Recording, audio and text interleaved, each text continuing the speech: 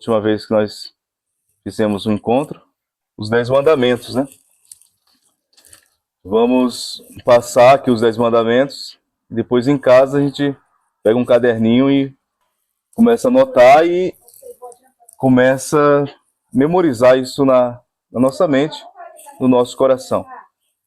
Primeiro mandamento, amar a Deus sobre todas as coisas. Segundo mandamento, não tomar o seu santo nome em vão. Guardar domingos e festas. É o terceiro, honrar pai e mãe. Não matar. Não pecar. O sexto, contra a castidade. O sétimo, não furtar. O oitavo, não levantar falso testemunho. O nono, não desejar a mulher do próximo. E o 10º, não cobiçar as coisas alheias. Então, em casa, a gente pega ali no Google, tem os 10 mandamentos, a gente pode, uma maneira fácil de você decorar, a palavra decorar, decoração, né? Essa palavra, você vai aprender no seu coração. É anotar, ter um caderninho para anotar, fazer as anotações. Então hoje vamos falar brevemente sobre os anjos. Do primeiro artigo do Credo, de Deus Pai e da criação. Quais são as criaturas mais nobres que Deus criou? As criaturas mais nobres criadas por Deus são os anjos. Quem são os anjos? Os anjos são criaturas inteligentes e puramente espirituais e sem corpo. Para que fim Deus criou os anjos? Deus criou os anjos para ser honrados por eles e servido, e para os fazer eternamente felizes. Então lá no céu tem uma hierarquia angélica. A primeira hierarquia angélica que está mais perto de Deus são os serafins, conhecidos como os abrasadores em amor, e são os que possuem a união mais íntima com Deus e reflete o ardor da caridade divina. Depois os querubins, e vai descendo. Primeiro os serafins, querubins, tronos, dominações, virtudes, potestades, principados, arcanjos e anjos. Então essas são as 9 classes de anjos. Que forma e que figura têm os anjos? Os anjos não têm forma nem figura alguma sensível. Então, o que é o sensível? Sensível é tudo aquilo que eu posso ver, apalpar e sentir. Tudo com o meu olfato, o ouvido, sentir. Então, eu estou olhando vocês. Vocês são figuras sensíveis. Posso ver vocês, apalpar. Então Deus criou os anjos sem essa forma. Deus criou os anjos sem um corpo sensível. Então quando os anjos aparecem, por exemplo, aos seres humanos, como apareceu lá no Antigo Testamento, né? Eles aparecem assim com uma imagem, um corpo, com uma pessoa. Porque eles não aparecessem dessa forma, nós não conseguiríamos vê-los. Então eles assumem, não é que eles têm um corpo, eles assumem uma aparência de um corpo para comunicar melhor. Porque são puros espíritos criados por Deus para subsistirem, sem ter de estar unidos a corpo algum. Porque então se representam os anjos de forma sensíveis, ou seja, quando eles aparecem, né? Quando apareceu Nossa Senhora, o arcanjo São Gabriel, a senhora pôde ver o arcanjo num corpo sensível, numa aparência de corpo, na verdade, para auxiliar nossa imaginação. Então, os anjos, sobretudo, essa classe chamada propriamente anjos, eles estão mais próximos de nós. Eles estão mais próximos da humanidade. Então, toda pessoa, quando nasce, Deus designa um anjo para aquela pessoa. ter chamado anjo da guarda. Por isso que nós devemos fazer sempre aquela oração do anjo da guarda. Santo anjo do Senhor, meu zeloso guardador, se a ti me confio a piedade divina, sempre me rege, me guarde, me governe, me ilumina. Amém. Então, desde do momento em que você foi concebido, ali, Deus já deu um anjo. E esse anjo vai acompanhar você até o último dia da sua vida. Aí muitas pessoas perguntam, que a pessoa for condenada, esse anjo vai ficar triste? Obviamente que não. Claro que ele queria que você fosse salvo. Mas a parte dele, ele vai apresentar a Deus, olha, eu fiz tudo possível para essa pessoa aqui. Então a parte dele, como ele é um ser perfeito, o anjo é um ser perfeito, não pode haver ali um erro no anjo, por exemplo. A pessoa se perdeu porque ela permitiu outras coisas que entrassem na vida dela, né? Então os anjos, eles são encarregados. Forma sensível.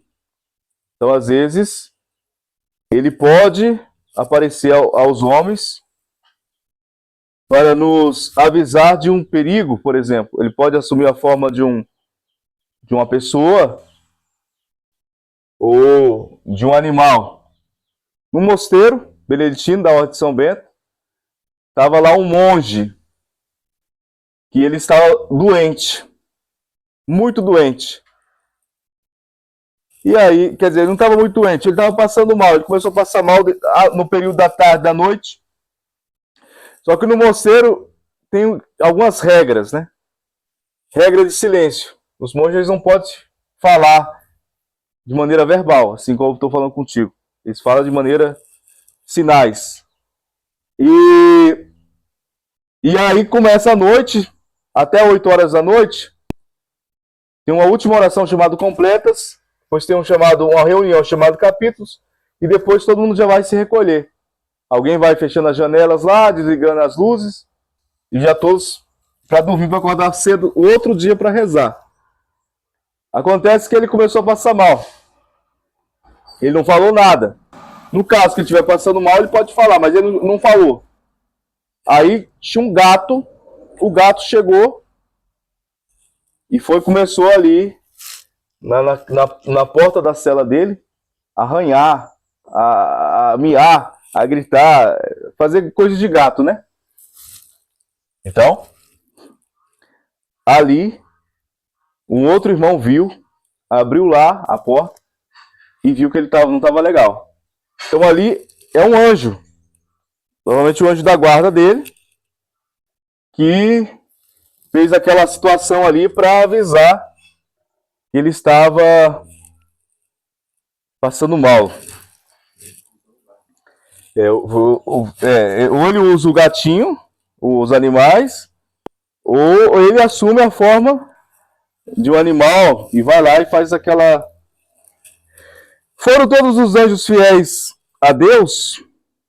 Nem todos os anjos foram fiéis a Deus, mas muito por soberba pretenderam ser iguais a ele, e independentes do seu poder. Por este pecado foram excluídos para sempre do paraíso e condenados ao inferno. Então, Deus, primeiramente a gente tem que ter a noção seguinte: Deus, ele se basta dele mesmo. O que é Deus? Deus não precisa de ninguém, de nada. Então Deus é a definição, uma definição teológica. Deus é eternamente feliz. Tudo, é eternamente feliz. Ele não precisa de ninguém. Mas ele criou os anjos, por exemplo, porque a felicidade dele é tão grande que a partir daquela felicidade ele cria os anjos. Ele cria os anjos. Então lá no céu, vou explicar um pouco sobre o céu. O céu onde está Deus, e está os santos, e está os anjos hoje, lá está Deus. Mas naquela época só estava Deus. Deus criou os anjos num estado abaixo. Então eles estavam em outro, criou os anjos, esses seres perfeitos, inteligíveis, mas Deus não os criou na graça. O que significa isso? Que eles precisavam ser submetidos a uma prova, tá? Assumir essa graça e ir para Deus. Deus queria submeter esses anjos a esta prova. Vou explicar o que o anjo, por exemplo, é diferente do ser humano. Nós, sobretudo depois do pecado original, pecado de Adão, nós tivemos mais limitações porque a gente não tinha limitações lá no Jardim do Éden. A gente tinha tudo, a gente não adoecia, a gente tinha chamado dons preternaturais.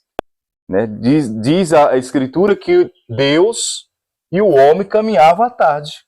Então há uma amizade com Deus. Aqui significa amizade com Deus. Né? O pecado, o que é? O pecado ele é a inimizade com Deus, o rompimento dessa amizade.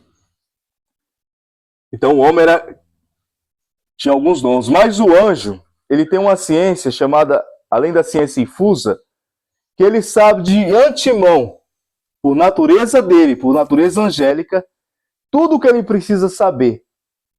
Então ele sabe tudo o que ele precisa saber, por essa graça de Deus. Ele sabe o bem e o mal. Então a decisão que ele toma é uma decisão irreversível. Nós, seres humanos, não temos essa capacidade, né? A gente é instruído, depois do pecado a gente tem que estudar muito, para saber coisas básicas, né? E o anjo, ele já sabe de tudo. Então, dizem os teólogos da patrística, sobretudo, o que acontece? Deus colocou à prova os anjos. Qual seria essa prova? A maioria dos teólogos afirma o seguinte, que a prova Deus mostrou para os anjos que ia acontecer e que nosso Senhor Jesus Cristo ia se encarnar. O verbo, a encarnação do verbo. Et verbum carum facto est. O verbo se fez carne e habitou entre nós. Então, o homem é um ser inferior. Então, na próxima catequese, nós vamos falar sobre o homem. A criatura mais nobre que Deus colocou sobre a terra é o homem. A criatura mais nobre que Deus criou é os anjos, mas a mais nobre que Deus colocou sobre a terra é o homem, né? Então Deus submeteu essa prova, a encarnação do Verbo. A segunda pessoa da Santíssima Trindade, ele não assumiria a natureza angélica, mas ele viria a este mundo na forma de homem. Aí, o que Lúcifer, tomando a frente, falou assim, eu não servirei. E aí, outra diz que é uma terça parte. Uma terça parte era muitos anjos. Lúcifer era um serafim. Lúcifer era um serafim. Serafim, da alta hierarquia. Não houve anjo mais esplendoroso criado por Deus do que Lúcifer. Anjo de luz. Belo, belíssimo. Então, eu não servirei, eu não vou servir, eu não vou me ajoelhar a esse Deus que vai se fazer homem. Porque o homem, o anjo, não, era uma questão incabível para os anjos, né, para aqueles anjos ali. Como é que nós somos criaturas perfeitíssimas e criaturas tão nobres, criadas por Deus, como é que nós agora vamos ter que se ajoelhar? Aí, fazendo um paralelo rapidinho, a pessoa, quando ela é instruída na religião católica, ela, por exemplo, no momento da consagração eucarística, a igreja pede que todos se ajoelhem. Porque você não se ajoelha você se ajoelha diante de Deus. Então, é nesse sentido. Então, Lúcifer, o anjo de luz, ele não se ajoelhou. O livro do Apocalipse vai dizer, uma terça parte se rebelou. Aí essa terça parte, houve um grande combate no céu. Aí houve um anjo, que ele não era da alta hierarquia, por exemplo, como eu falei aqui, a alta hierarquia eram os serafins, lá perto de Deus, depois os querubins, que representam a plenitude da sabedoria, da ciência e a contemplação da verdade de Deus, e depois os tronos, que simbolizam a estabilidade, a justiça e a grandeza de Deus. Então essas três hierarquias. O São Miguel, ele é um arcanjo, conhecido como um anjo mensageiro. Aí ele vai se levantar. Quem como Deus? Não existe ninguém como Deus. E aí houve uma grande batalha, batalha mesmo. E aí houve perdas dos dois lados. São Miguel e os anjos que foram fiéis. E aí, São Miguel, como é que São Miguel venceu Lúcifer e anjos? Claro que não tinha só São Miguel, mas São Miguel foi que levantou, né? Como é que ele venceu esse Lúcifer, que é serafim, e esses outros anjos, tronos, etc. Pela graça de Deus. Então, pela graça de Deus. Então, assim, eu vou deixar de antemão. Um simples anjos. Os anjos são a nona na hierarquia, né? São como fossem soldados rasos. O nono é o 2? O nono aqui, serafins, querubins, tronos. O nono é o último, última classe de anjos. Então, os anjos, que são chamados assim de anjos, são a última classe. O que acontece? Então, o arcanjo São Miguel, ele venceu pela graça de Deus. Então, um anjo, um arcanjo, esses que são as últimas classes, vamos pegar um anjo. Como é que qualquer demônio, seja ele... Porque o demônio, quando ele desce, ele é rebaixado, ele é expulso ali, ele perde, mas ele não perde a natureza dele. Então, por exemplo, que ele era querubim lá, ele continua com as mesmas faculdades de querubim e de serafim. Ele não perde isso. Porque é uma coisa da natureza dele, né? Então, Deus, um simples anjos, qualquer demônio, até um serafim, um demônio que seja um serafim, né? Eles não podem contra um anjo, por exemplo. Por quê? Porque eles estão diante de Deus, eles estão vendo Deus face a face. Então, assim, os anjos que foram fiéis, eles estavam aqui. Os que foram fiéis, Deus elevou eles.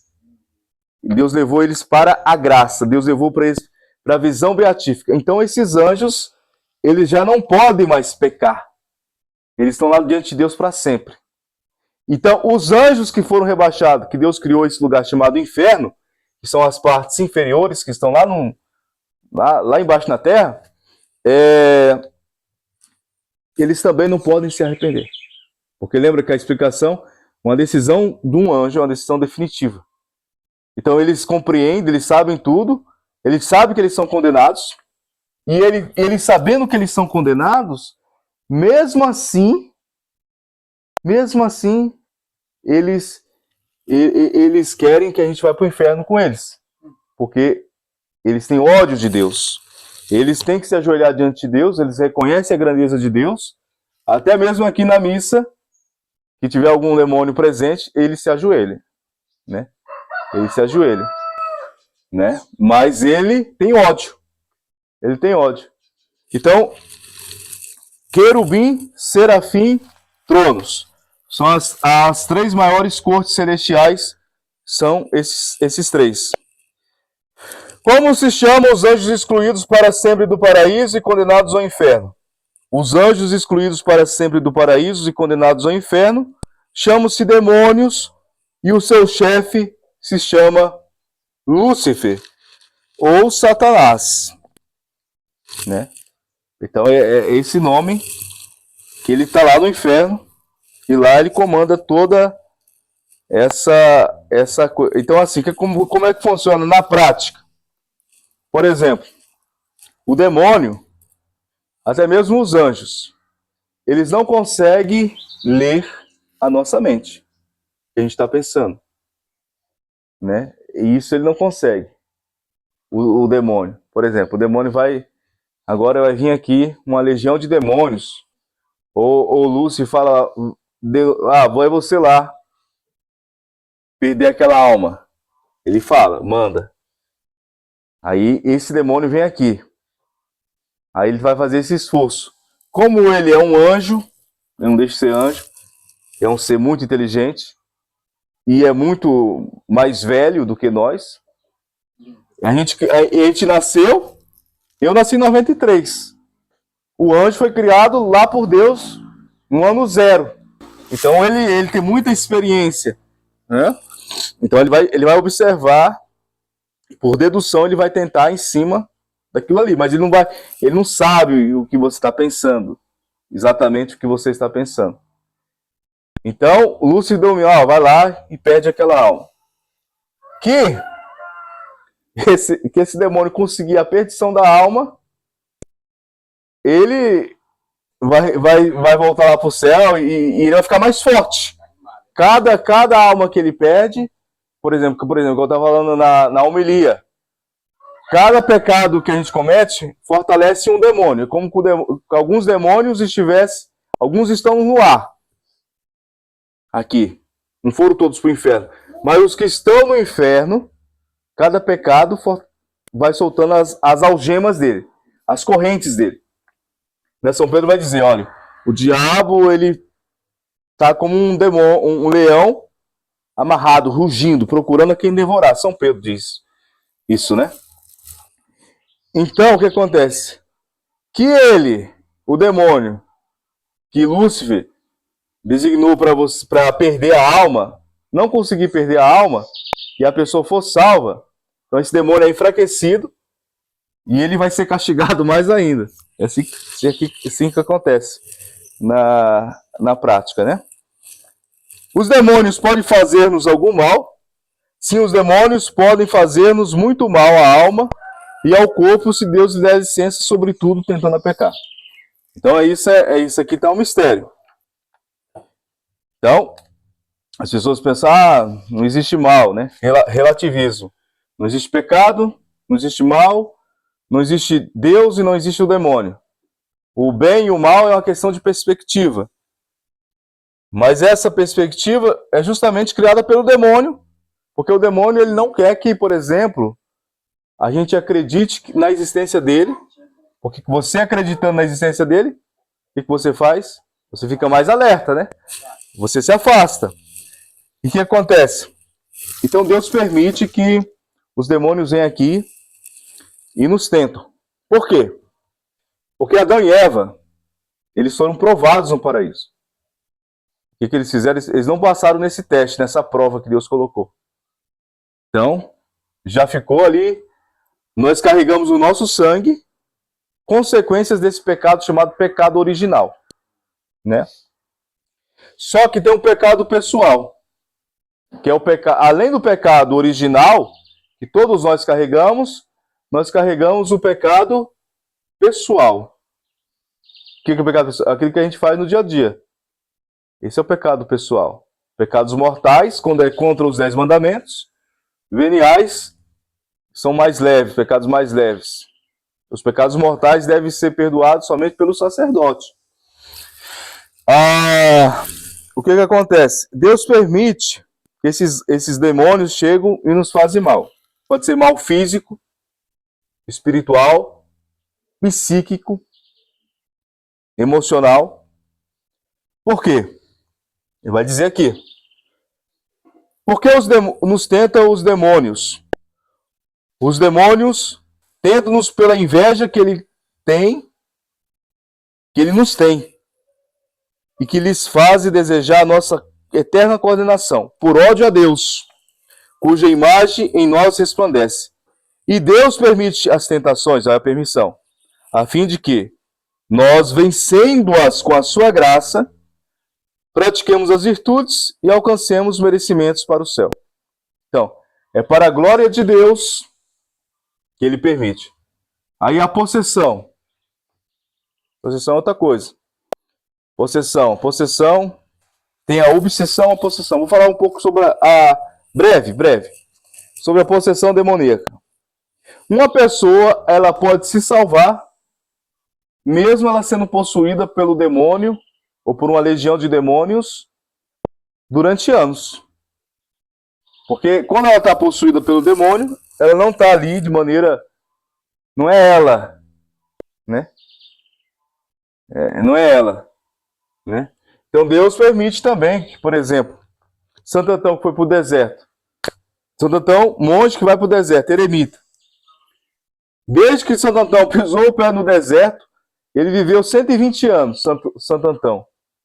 Lá no deserto, sozinho, na gruta. Desde que ele pisou lá, o demônio foi lá tentar ele. O que o demônio fazia? No início, o demônio chegou, eu vou assustar ele.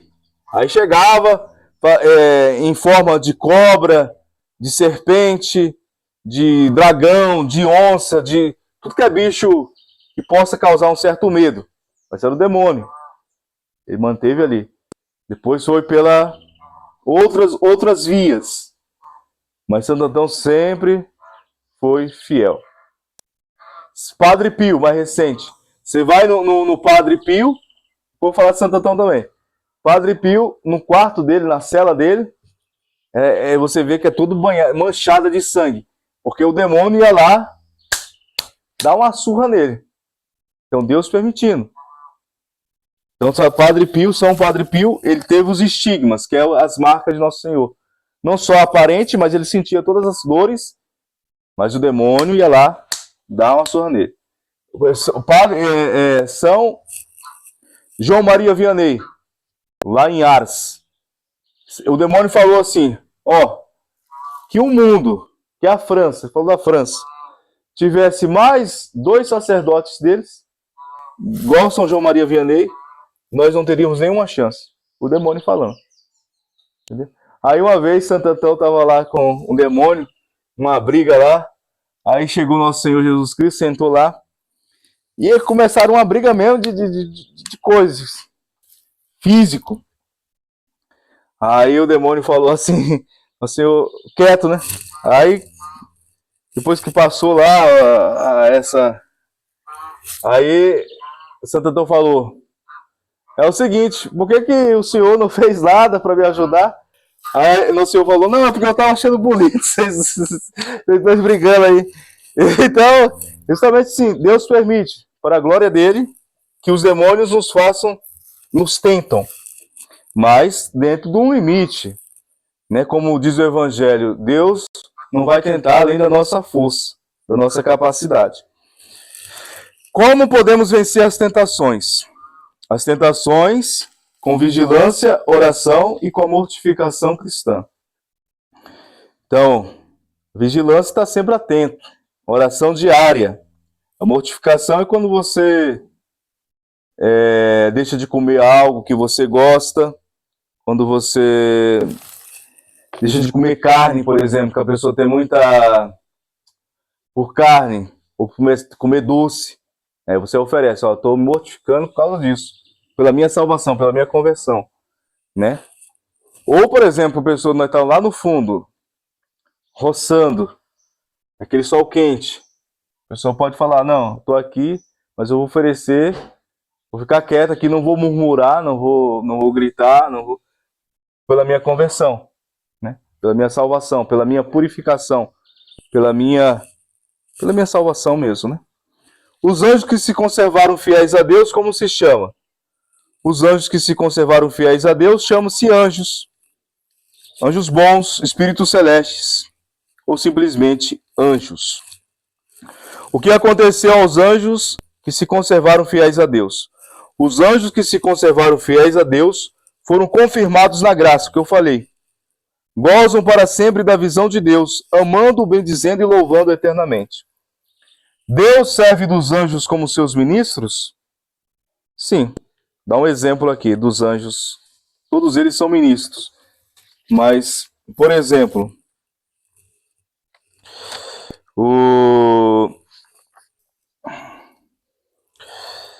Os anjos, dominações. Exerce domínio sobre os anjos inferiores e os principados. Eles cuidam e governam dos países. É a sétima classe de anjos. Então, ele está governando os países. Aí você pergunta, por que que hoje em dia, por exemplo,